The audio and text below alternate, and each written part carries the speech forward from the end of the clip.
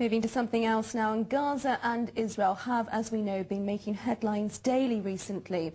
However, we'd like to shed light on a new angle on the topic. An issue that perhaps isn't spoken about often enough is the Gaza Marine project. Due to recent events, Development Consortium BG and CCC have declined to talk to us, but let's meet a man who believes Gaza could be the next Dubai. Middle East consultant Peter Eyre, thank you very much for joining us.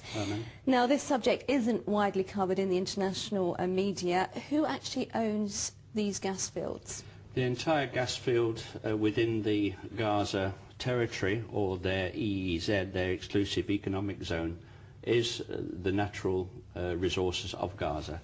To be able to claim the rights to natural resources offshore, you have to have a coastline. Gaza does have a coastline, West Bank doesn't. So technically it belongs to Gaza. Gaza's part of Palestine, so I guess if you could look at them as a united front, the resources belong to Palestine. So what proposals are actually on the table at the moment, and who's negotiating with who, how to develop these? It's very difficult to get to the bottom of the existing problems, but if one can refer back to British Gas, they came over to have discussions with the Palestinian Authority back in 1999, and in 2000 they were given a license to explore and extract from the marine zone.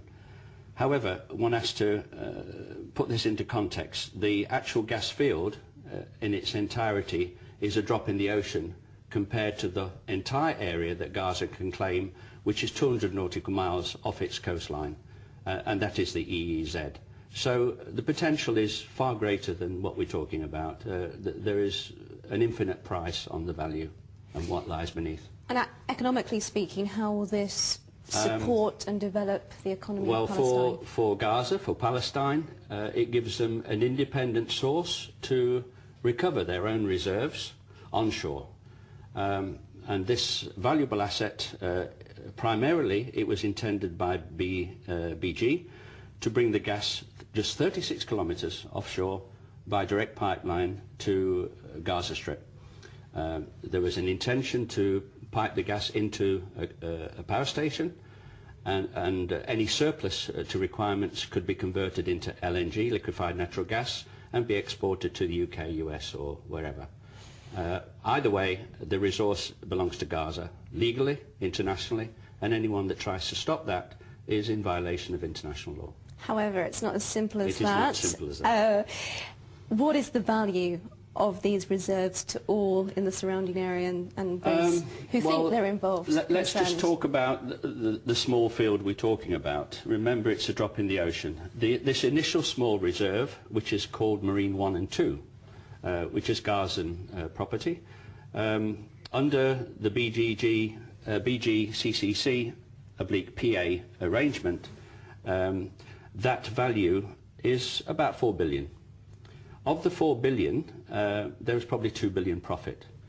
However, due to very careful manipulation, the Israeli government refused to accept gas from Palestine and vice versa.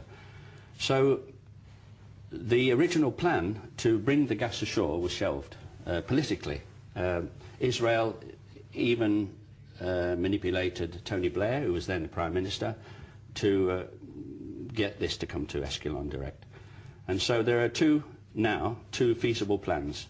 One is to bring the gas from the gas field, the Gaza gas field, directly to Ashkelon, but very carefully working around the 12-mile international limit, which is the territorial waters of Gaza. And the second option is to take that same product from the same field to El Arish, which is over the border from Gaza in Egypt, and again to pipe that as required. And since we speak, as we talk, that has now reached fruition, and there is a subsea pipeline connecting Al Arish with Ashkelon.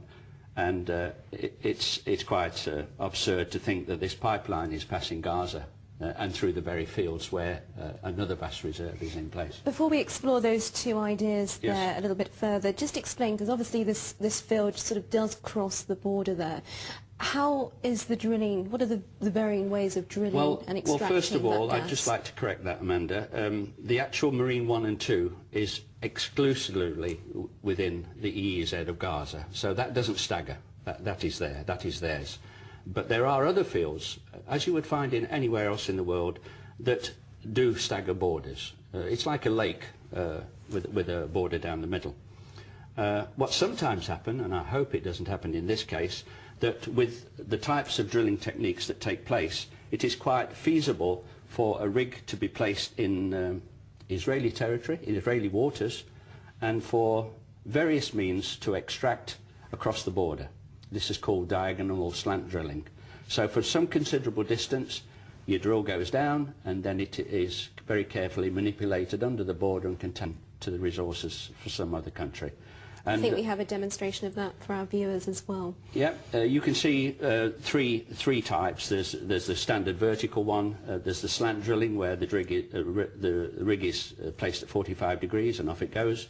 And there's another one, again vertical, but then it can plan out. So if you can relate to the trees, the roots of a tree, is how this works. It goes out, instead of searching for water, which is what a tree does, it searches for oil or gas. So assuming that's not the case here, Well, and we go back to our other ideas Yes. there, how viable is it to take this gas into Egypt? It's viable. Diplomatically, it is the option at the moment, based on Israel's proviso that they will not buy gas directly from Palestine, but it's okay to buy Palestinian gas via Egypt, because then Egypt are technically buying the gas, and then Israel is taking it in total. I must point out that it's Israel's intention that they want the entire allocation of Gaza for their own usage. So how does liquefied natural gas come into play here? Where would that then Well, be? first of all, the gas comes ashore as natural gas down a pipeline, and then this can be, well, first of all, the power station would have to be modified with industrial gas turbines that are fed off natural gas. One could say that you could do the same in Gaza, as long as, quote, the Israelis would allow the two to connect, which is debatable. You would have to have a corridor between Gaza and West Bank, and then the prosperity for both Gaza and West Bank is beyond imagination.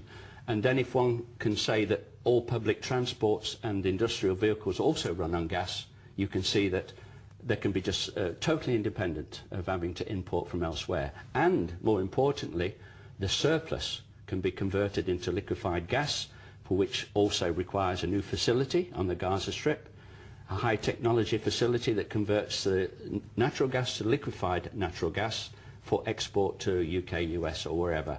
And that, of course, is also a bonus for the Gazans, because they will get the training and there will be mass labour usage of such facilities. So we've got the issue there that it sort of makes sense that in Egypt LNG happens there because they've already got the technology. Yes. We've got the issue where oil power station in Gaza is converted to gas. But politically, what does all this mean? The political side is very hard to understand, because you've got a split within Gaza between Fatah and Hamas. For the success for this, they've really got to come together, and then having come together, the United Nations really has to do its job and help police, take away this friction, and then Israel has no choice to say that Gaza is now truly independent. It's a recognised sovereign state through the United Nations. It has control of its borders, its airspace and its sea space. And more importantly, it can do what it wants with its own reserves. And no country has the right to rape Gaza of this commodity that is rightfully their own. And the revenue from this, I must emphasise that this is a small drop in the ocean when one considers that entire area is 200 nautical miles out to sea for the EEZ. There are many more gas fields besides this one, believe me. The area is inundated. So, of course, be optimistic. Gaza could become a small Dubai in the future, and very quickly. Peter, it's obviously a very complex issue, and one we'd love to return to talk to you about in the near future. Sure. But for the moment, thank you. Thank you.